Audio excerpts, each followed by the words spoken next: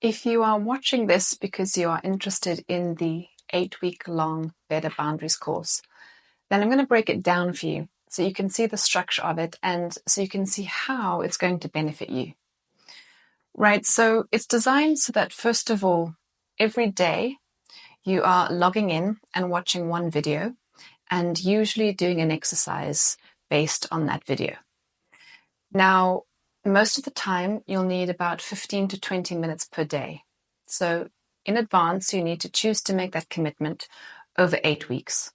You have like Sundays off and a couple of days here and there as well that are off from doing any videos or exercises. But for the most part, you need to know that that's what's required of you. There is also a call every Sunday over that 8-week period where you get to share what you're struggling with. You get to learn from others. We can also discuss a topic that has come up in the course that maybe you're not quite clear on. So that's the opportunity to connect into the community with others who are like-minded and looking for support and looking to improve their boundaries. And people have found that a very, very useful part of the course. Okay, so kind of a community feeling where we feel not alone and we feel seen and supported in this sort of struggle of changing ourselves. So you have the group coaching call every week on a Sunday. That's at 4 to 5 p.m. Central African time on Zoom. And then there's the online portal where you can log in to see the videos. Okay, so that's what's required of you. Now, with the actual structure, we start off with observing. In the observing phase, we are journaling. Okay, when we journal, it's so that we can generate data, so that we don't have to try to remember all the time what we're doing. There are times when we remember things because they're painful, and that pain can also distort and delete some of the detail.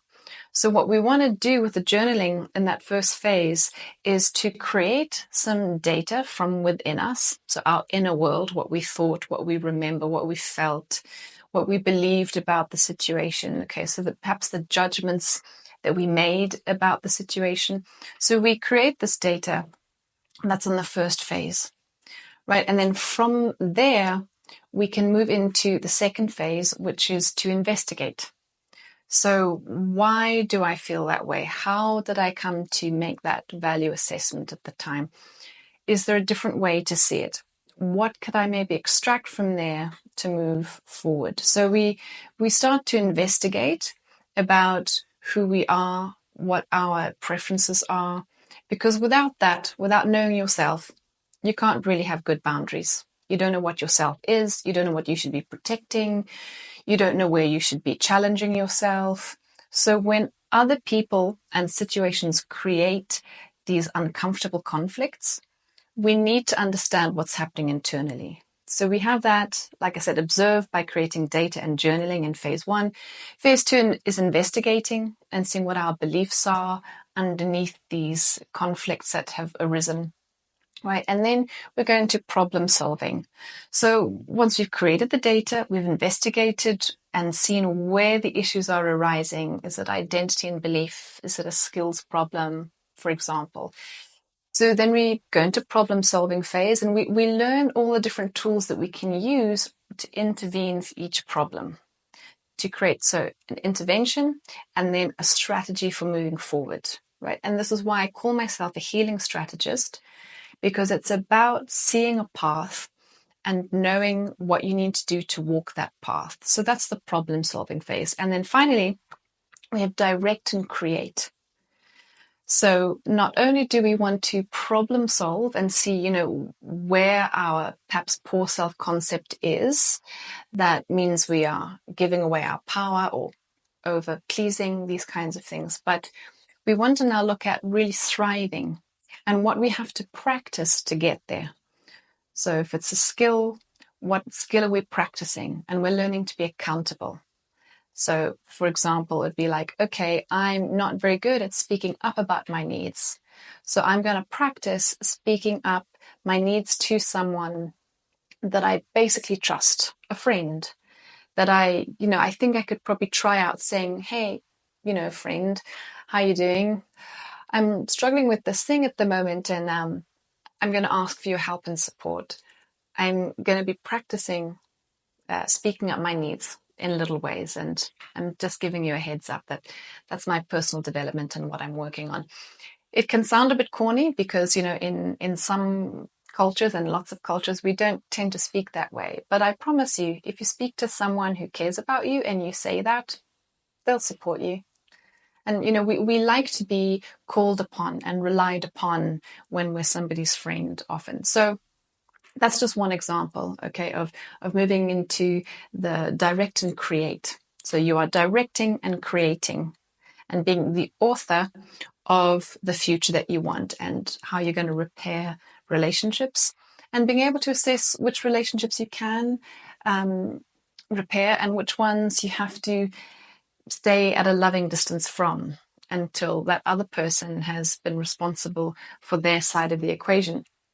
So there's a lot of philosophy that goes on in terms of thinking, well, what is it that we're looking for? What is a good and healthy boundary?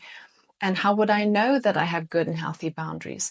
So we journey through in this 8-week period through all of these questions of ourselves individually, because we all have our own unique preferences as well, our own talents, our own desires. Sometimes we want a family, some people don't, some people have had a family and now they're wanting to develop their professional lives. So each one of you will be at a different point in their lives and a different point where your boundaries will be causing problems.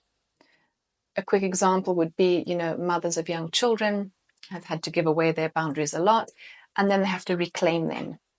So they have to journey back towards not overgiving so that they don't burn out.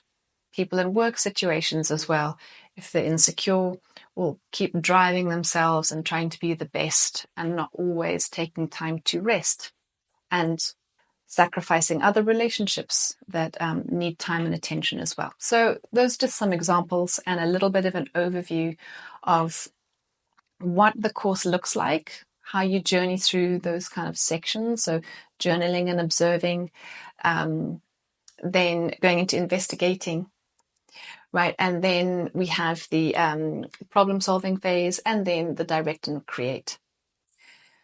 So you move through that and you're learning about yourself and you're learning about all the kinds of tools that are out there now more than ever in this kind of coaching and psychology space, but what you can do as a sovereign individual to support yourself.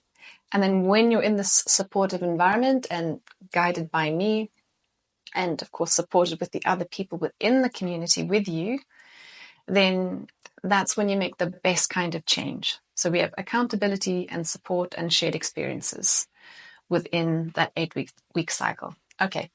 Thank you for watching. If you have any more questions, then get in touch. Usually all my details are there somewhere. And great. I look forward to seeing you with the next launch of the course. Thanks.